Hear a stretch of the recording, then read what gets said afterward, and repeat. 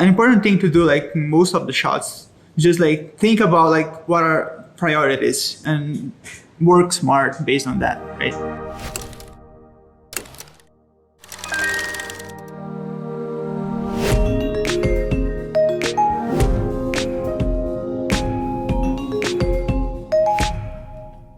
All right, Victor, let's talk about some of the character animation in this piece. And there's a lot of it, and there's a lot of different styles and different techniques. So why don't we start with the kickflip shot with the skateboarder at the beginning.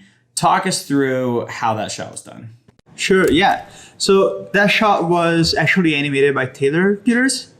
And I mean, I got to talk to him a little bit and see what was his insights and how he approached it.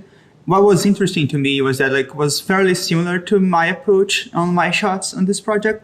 So for his shot, he first animated a little bit of the environment and some references in After Effects. So there's this first part, and then like the ball coming in, right? And then here it changes to the guy. So like this is what he started with, the first part of the animation in After Effects. Then he came in to send it all to animate and made this rough there. So the line work was done in Animate using basically this previs from After Effects as like the background? That's correct. The way he approached the Animate was very much like just trying to get a grasp of it. It wasn't actually how he ended up using it. It was more like creating some references. But I think like one of the things is from the looks of it, it's kind of obvious that it has to be like either 3D or like a very elaborate After Effects comp. I mean, I don't know how I would approach it, like doing cell animation, like the entire thing. So what I know that he did, like, he put the reference in here to see like the pose, and then used his After Effects file to match maybe like the speed and ease of it. One thing I want to call out that I'm noticing is the way the red dots, which I'm assuming those are the hands, the way they move is in these nice arcs. And so it's always cool when I spot stuff like that. It's like, oh, that's an animation principle. And it's kind of like the building blocks, you know, of animation that we teach at School of Motion and ending up in stuff like this. You know, even at high levels of work, it still all applies. Yeah, sometimes we don't think of like some things actively.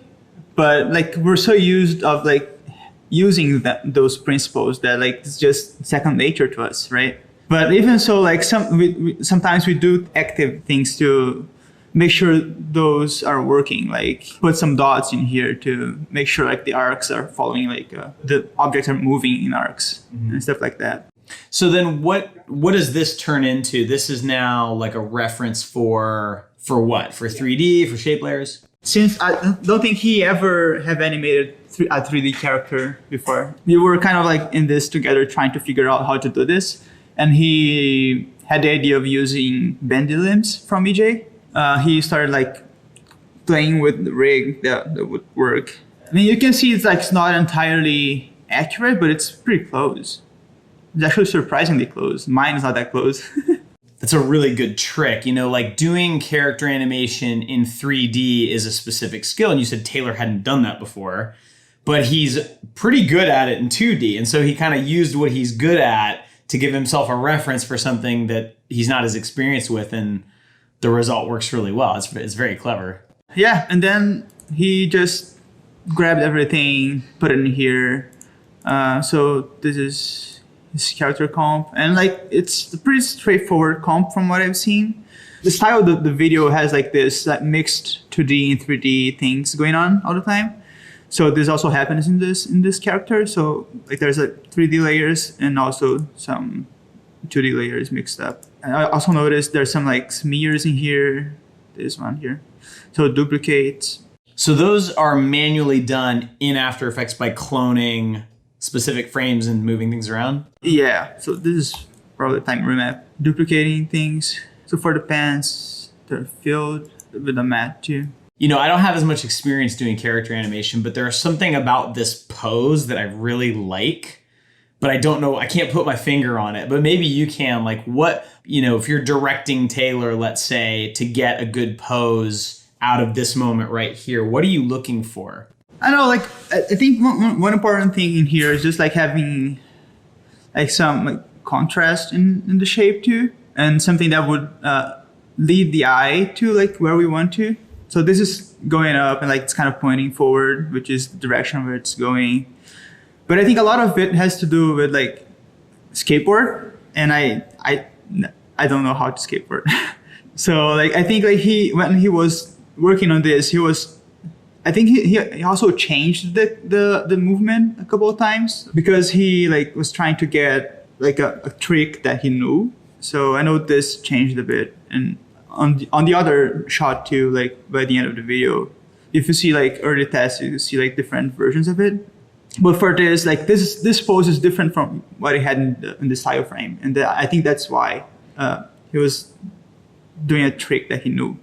So the arms and the legs are clearly from 3D, and you know, Jorge has already kind of talked about some of the compositing tricks that were used in other shots to make things feel a little bit flatter in areas. But the shirt, so is that just 2D shape layers sort of hand animated to match, or is there some trick to get those outlines? Oh, he also used like a null that he got from Cinema 4D. You can use like compositing tags and like match with like use a camera you can get from Cinema 4D.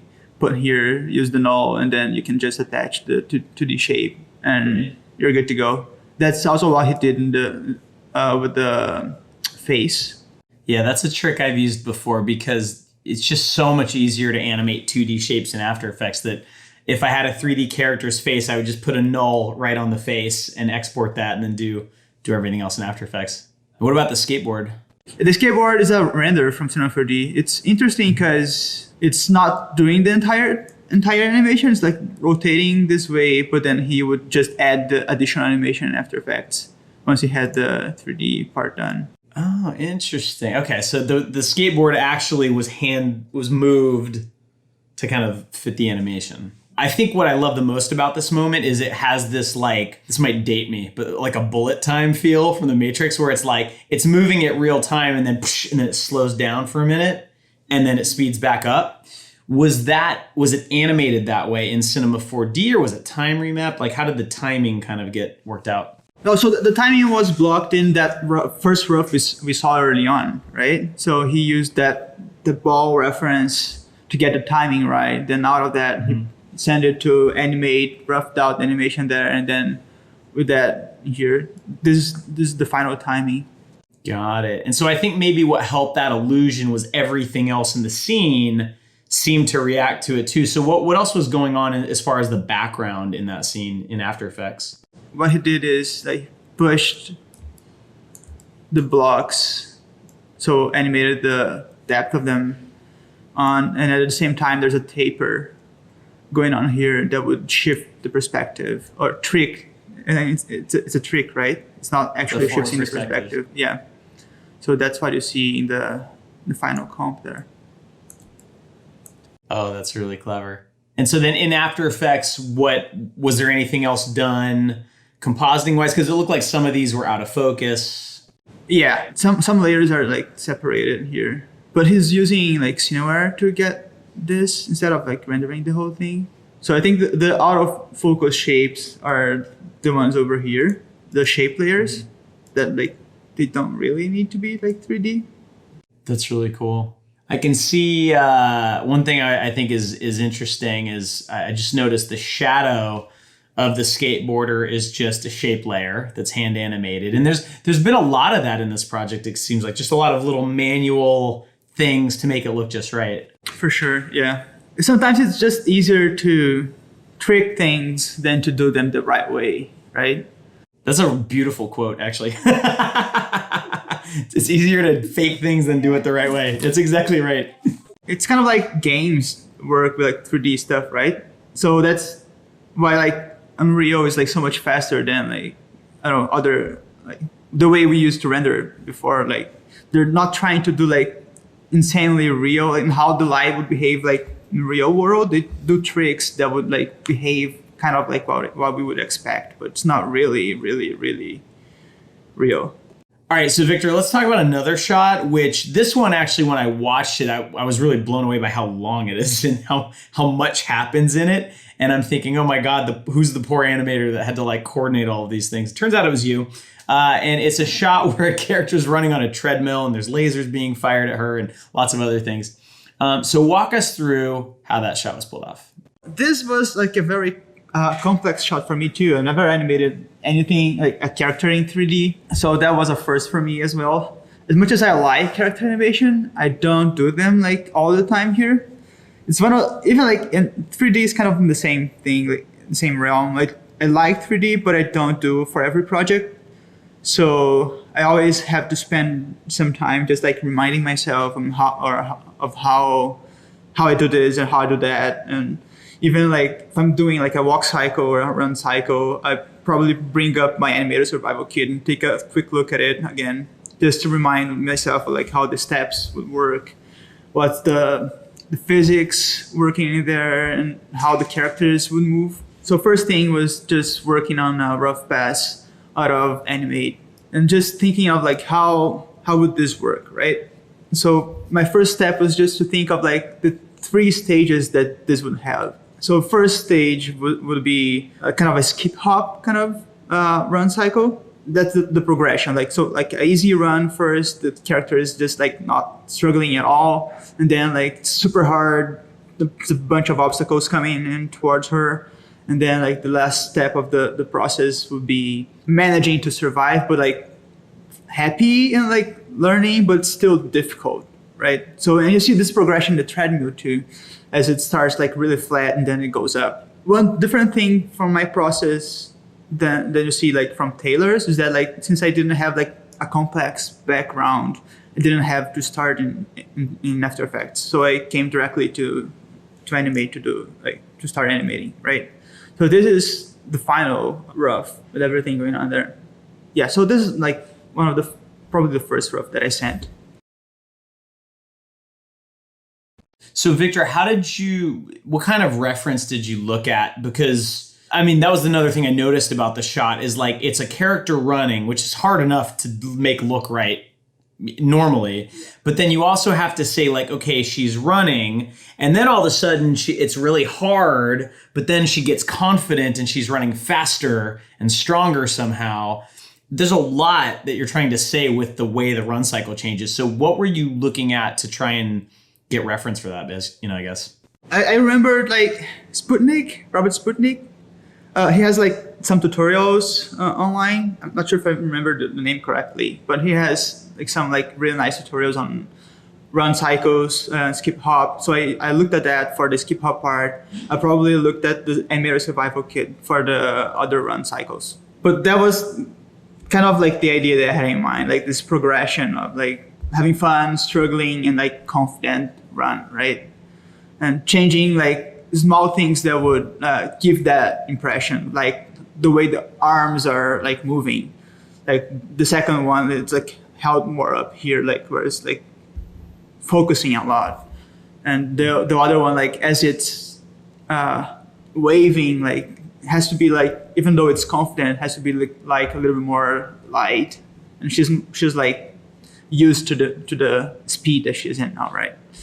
But this was the first pass, and you'll notice here there's no obstacles. So I just focused on having like these 3 different run cycles, and getting the treadmill to like bounce up too, right? And also have the wave there.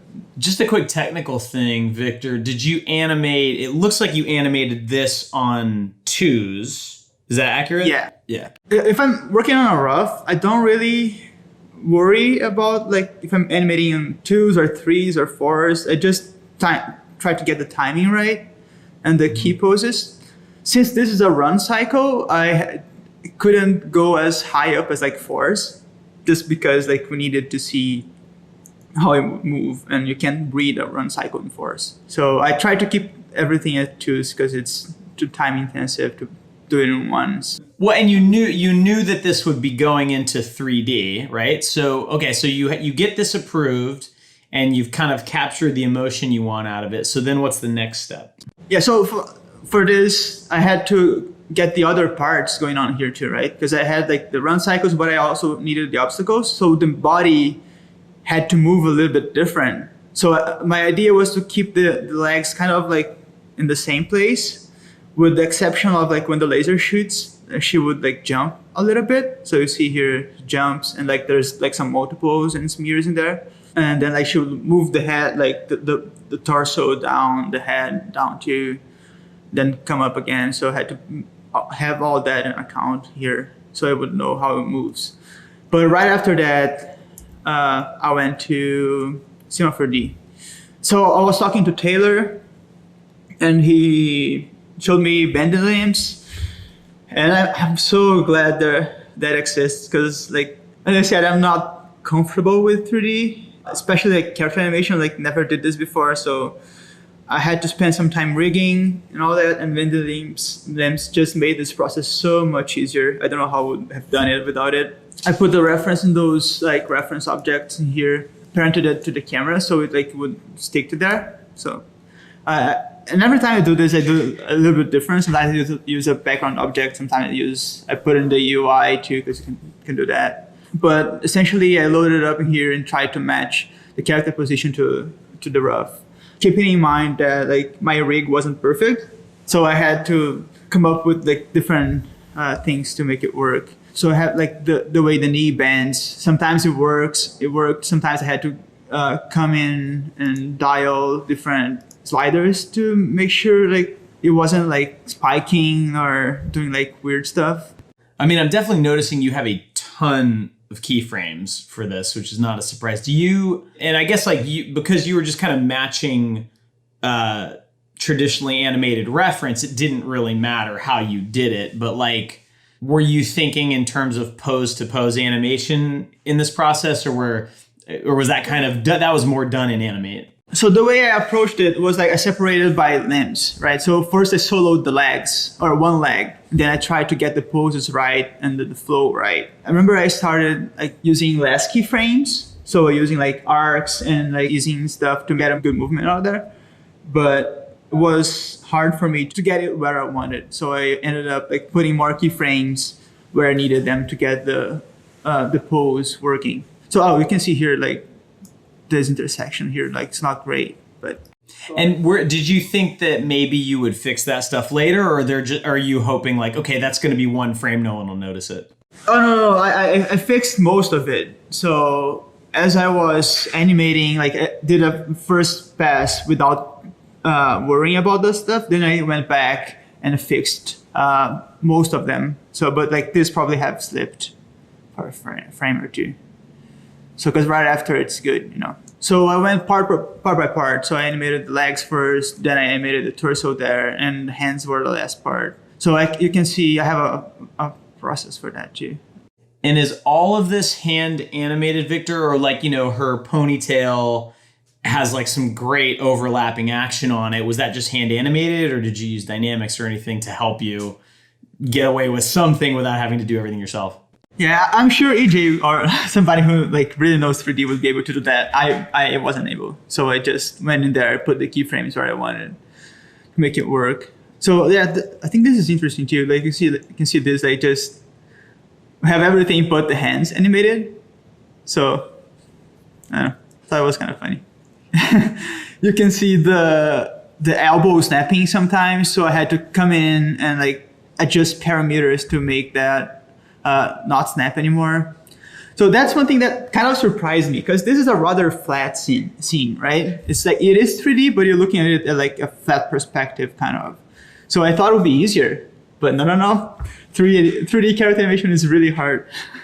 Well, and it reminds me a lot. I mean, these are the same things that happen in After Effects when you have a character rig where it works perfectly as the arm's coming up, and then it bends, and for a moment it like snaps the wrong way, and so you have to put a hold keyframe there. And I think that that's kind of universal, unless maybe you work at Pixar and you have a PhD making your rigs for you or something. Yeah, and I'm not saying the rig is great. I wouldn't be able to do anything without it. It's just like there's so many things that have to get right, and this is like, it's simple, but it has its like complexities inside of it. So part of the process too is find the right material. If you want to go there now, if you want to talk more about animation. Oh no, I was actually going to ask you about that. Was there anything else that you had to kind of figure out in terms of getting the character to look the right way? Yeah, so after I had the rough animation and the rig kind of done, instead of moving into animation right away, I just wanted to spend some time like researching the material. It's rather simple actually. So this is the main one, right, for the body.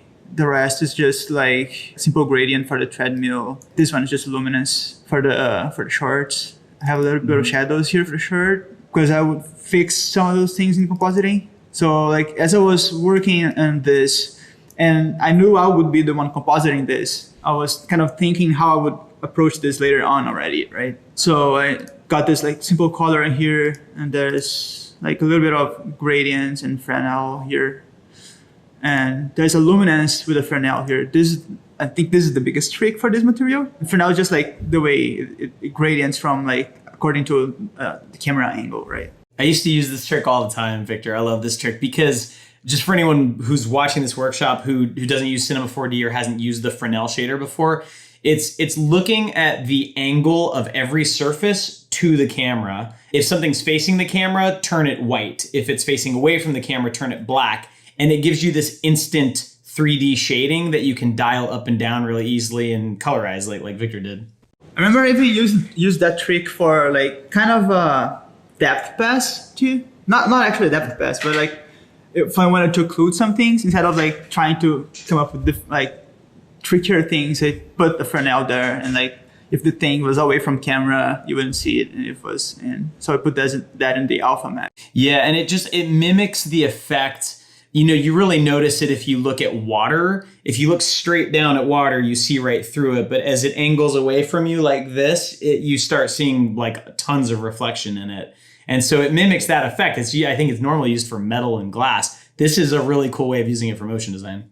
Yeah, so all I was doing was trying to mimic the style frame. So, and I thought this would work well for that. So a little bit of reflectance. And another thing I did was spend kind of a lot of time with Sketch and Toon to get the creases, like right? So if you look at the final video, you see there's like those small lines in here. But in the end, like I gave up because it was taking a lot of time, and I thought it would be faster to just like go to Photoshop and put some lines in there frame by frame. I knew where everything would have to be because the animation was ready. So I just had to like go over there, and I could see the creases because like I could see them in Cinema 4D. I just like draw over them to get the look that I wanted. Basically, this is what I did in Cinema 4D. So I animated everything there, got the textures right, and then I rendered passes and sent to to After Effects. What I love is like when you see the finished shot, there's like everything's been thrown at it. You've got a 3D character, you've got obviously 2D layers, you know, like the little windows floating around. You've got things that look like maybe they're hand drawn. And I was always wondering, how do you coordinate all of that? And the way you did it was in Animate. You like blocked it out really, really roughly so that by the time you're here, it's like all of that work is done. And now you just make it look the way you want.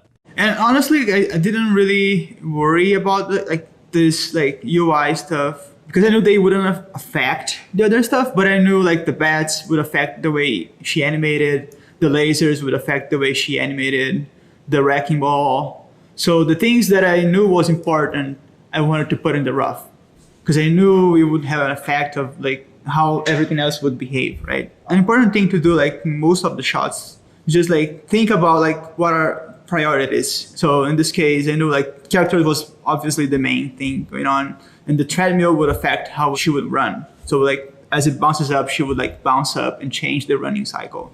And the other things like the wrecking ball and the bats do, and work smart based on that, right? Yeah, real quick, how did you actually animate the wrecking ball? Because it does move very naturally, and I know that chains can be kind of painful to deal with. Yeah, so I had the rough from Animate. I had actually forgotten how I did this. It was the kind of surprise in how it worked.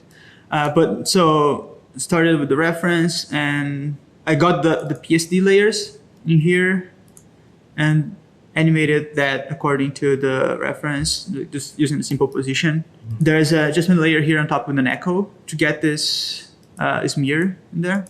And this is just like the top thing that would attach to the chain.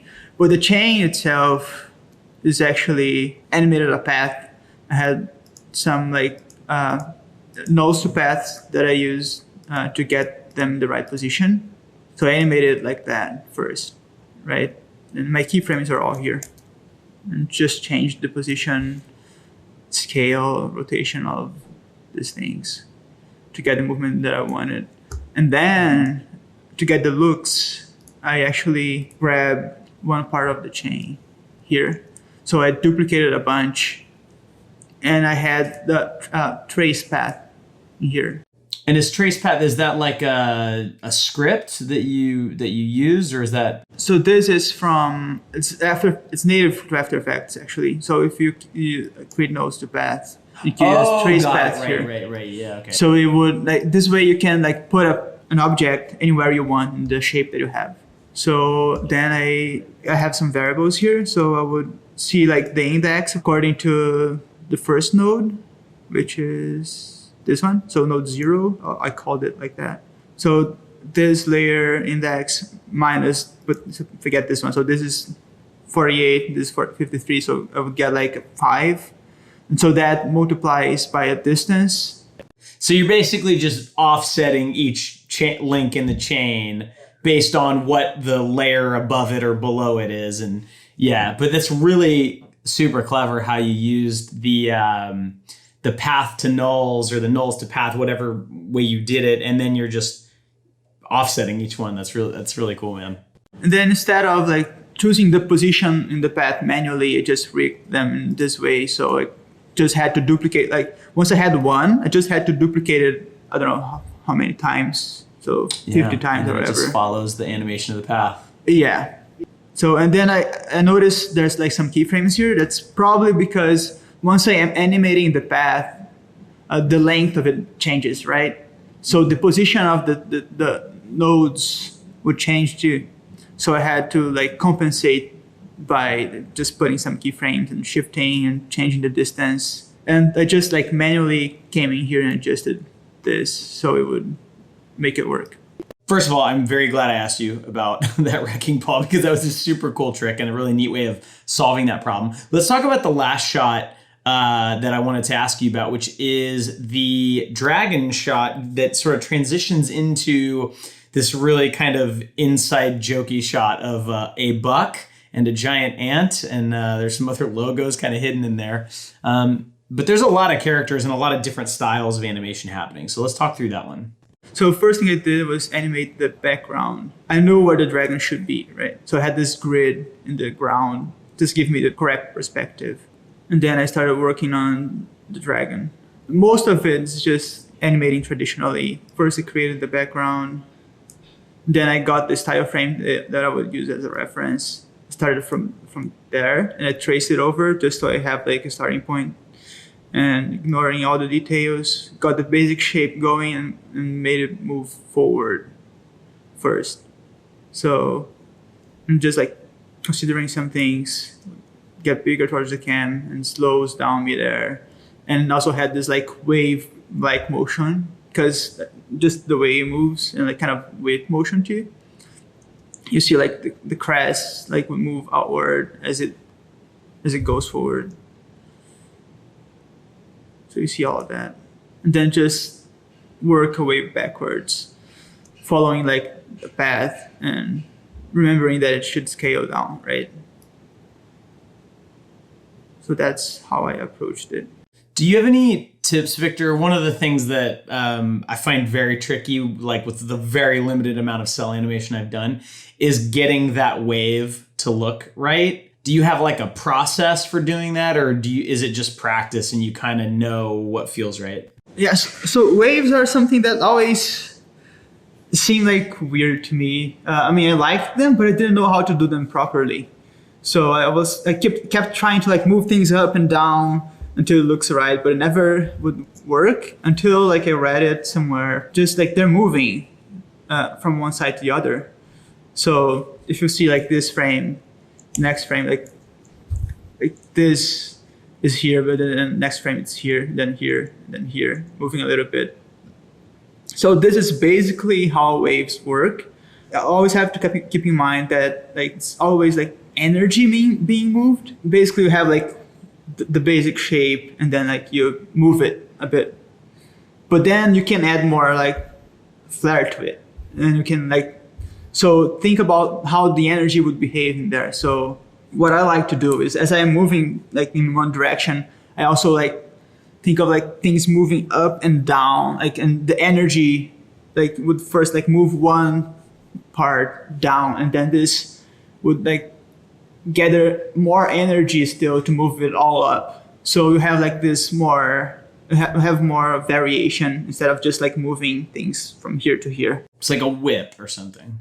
Yeah, which is kind of how it works too, right? So just trying to add a little more variation, and I've seen some people achieving something similar to that in After Effects, stacking different wave warps. This one, like, I mean, it's really bad. It was just a preview or to show how it would work. So, but this is like a straight line with like a wave warp on top of it, right? But then if you put another wave warp on top of it and like change the amplitude or change the length, you would have like a different effect that it's way more interesting than just this thing here.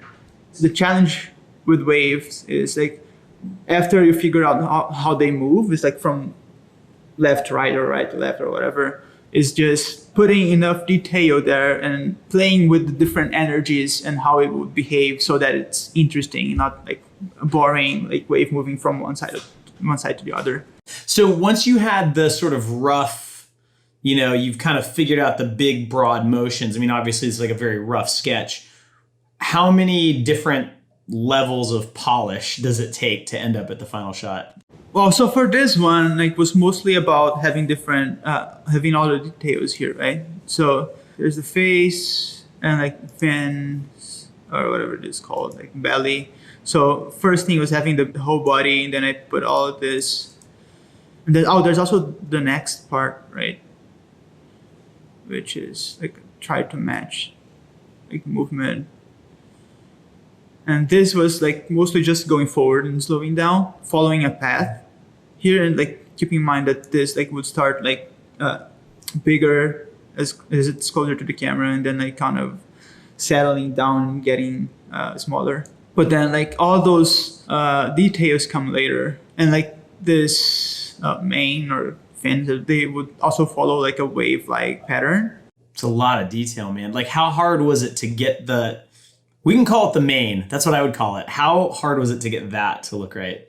It was hard because it just like, it is detailed, right? So I have to go like one by one. It can be kind of confusing to remember which one you were working in the last frame. So like onion skin helps a lot, of course.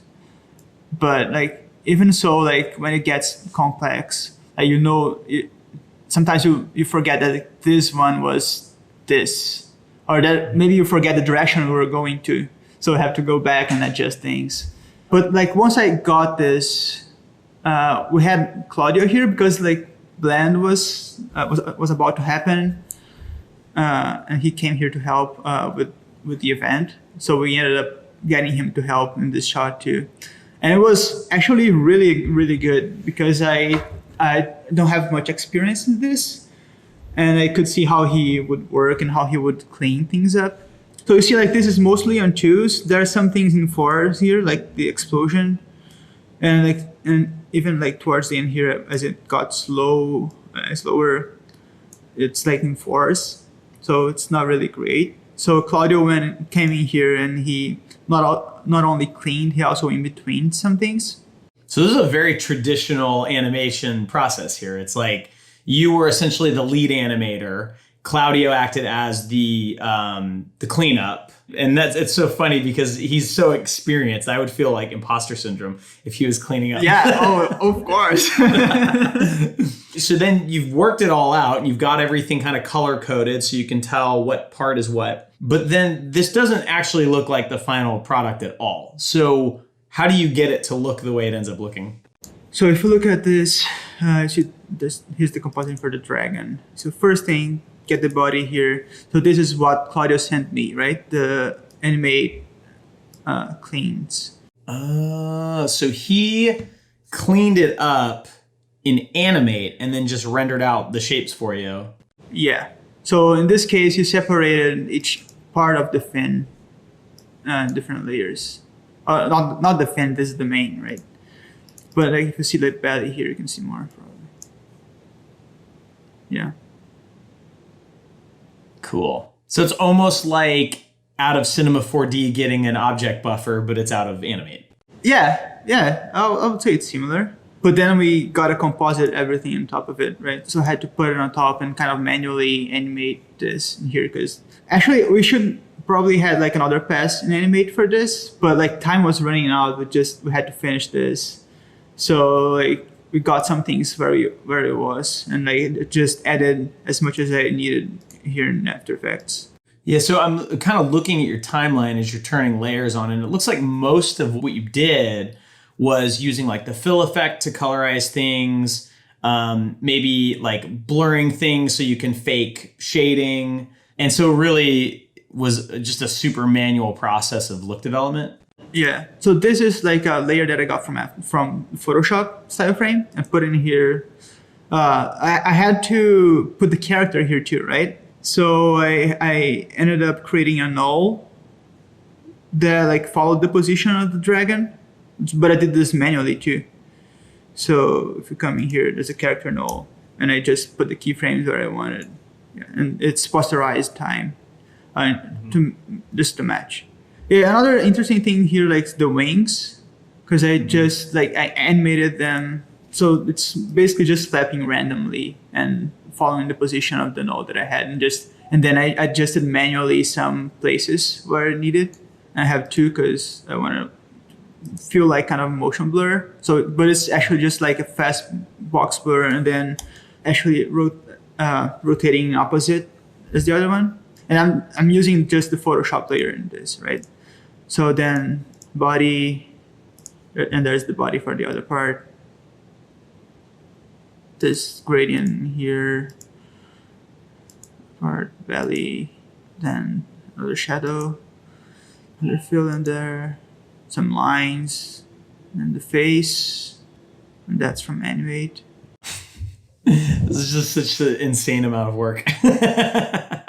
Oh, that's what makes it fun, right? Yeah. And a lot of this, it's funny because a lot of it is just, it's a layer just to get this little teeny shadow or a little highlight or something. And that's the stuff I used to love spending time on too. It's just, this is a different level of that.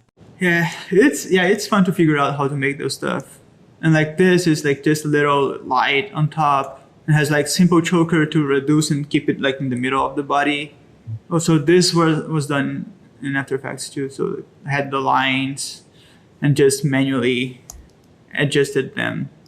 I'm glad it wasn't like a short shot, because like if it was, I'm not sure how it would be if it was like bigger. Yeah, if it was longer, you'd probably have less hair by now.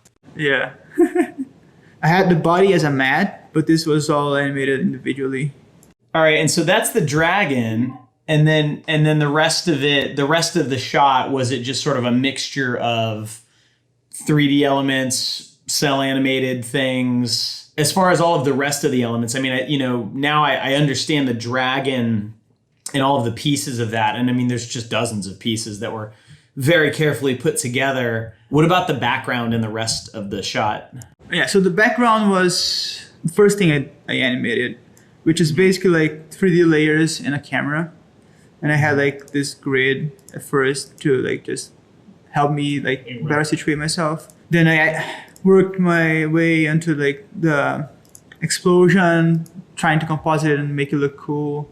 I have some particular here to make those speed lines. And they have roughened edges just to match the style of everything else. And then there's some color overlay. Yeah, it looks like what you're doing with particular, it's like a thing I've done too, where you just have a point emitter and you're emitting particles, but you're having those particles emit particles, so it creates the lines. And it's a good quick way to do speed lines. Sure. Let's talk about the back half of this shot. I mean, the first part, it's like hard for me to even imagine because it was so much just like raw talent drawing each frame and comping it together in a lot of brute force. But what about this part of the shot? Yeah, so this wasn't me either. So this was animated by Manuel Neto, and it's very interesting because his process is fairly different than mine. So as he was telling me, first thing he did was he animated frame by frame just to get like a first rough and see how it looked. But it seems like he had to change the camera animation, and he was trying to be as fast as he could be. So he kind of gave up that approach and was more like a After Effects driven approach now. But it's interesting, you can see one of his first roughs. So in trying to block it, so he just got the PSD files and animated them to see if it works. So you can see like the way the face is distorting, it's just like a flat layer, but it served well for blocking. And then he moved on into like more clean, but this was made in After Effects. So he came in here and animated a lot of path animation, but also position, scale, and rotation, which he told me was like the way he preferred to start things. So he put as much keyframe, as much movement as he could in those parameters. So he would be able to adjust more freely. And then he would come in for, let's say, the head, and then he would animate like overshoot and like distortions and stuff on the paths. And then he would use this as a start for the finished shot. So he would use that as a base. Then he came in here and just animated things separate. So, but this is all shape layers. If you look at the head, for example, so this is like the very beginning. Is there any sort of IK rig or anything here, or is this all just parenting and keyframes and shape layers? Yeah, so he used, in this case, he used rubber hose for the hands. You can see like attached here. And it worked great. You didn't have like to rotate it because like you didn't have to see the actual 3D rotation. It's just like cut from one frame to the other. But for the head where he wanted more details coming in and like the overshooting and like seeing like this move like this like weird frames like this. So he did them manually. Well, it's a really neat combo because rubber hose, obviously, like it kind of makes the arm much easier to do, but then the shirt, I've never actually noticed it. I like how the shirt kind of fluffs up as we come around the deer, and that's just hand animated. I mean, it's just using a shape layer. Yeah, it's very interesting. But he also like take advantage of like the position keyframes that he had put earlier, right? He could just parented the sleeve to the body, and he was like helped a lot and speed up the process. So Victor, can you talk about the character? Obviously there's a ton of manual stuff there, and that makes sense to me because it's an organic thing. But what about the table and the computers and the way the camera adjusts their perspective and stuff? Yeah, so he did this all by hand. So he told me he didn't want to work with like cameras and 3D layers in this because he thought it was limiting him. So he just skew things around and use shape layers. I think for the table specifically, he used the Photoshop layer and just like changed it. So the iMac, for example, just position, no changing perspective. But the desk, there's like some masking, corner pin involved in here to get the perspective right.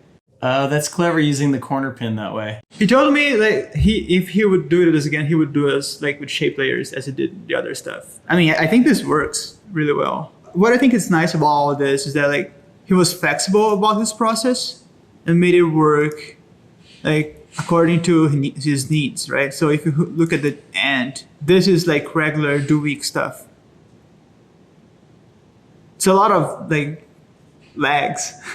But it's just like he used shape layers, not shape layers, he used like the Photoshop layers and rigged it in a way that would work.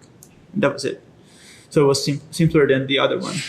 I'm trying to like figure out like, if there's some rule that you can apply in situations like this. It's like the ant, and it seems almost like he was doing a dance of, I need to do this quickly and be able to customize every single thing, but also I need to, I need some things to be easy. And so like animating an ant's legs manually would be horrible. So it's worth it to like use Duik and have it kind of help you there. But for like, I need the deer's head to turn, you don't need a rig for that. You don't need a 3D head. You can just foreshorten it for 2 frames and it looks the same.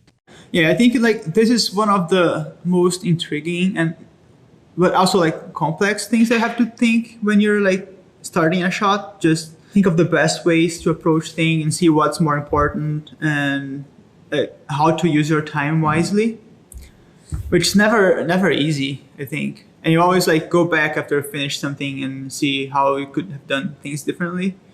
Like just looking at how Manuel animated this, I keep like thinking of how my process can be improved and how I can do things a bit differently and like maybe incorporate some of his process into mine to make things faster and work better.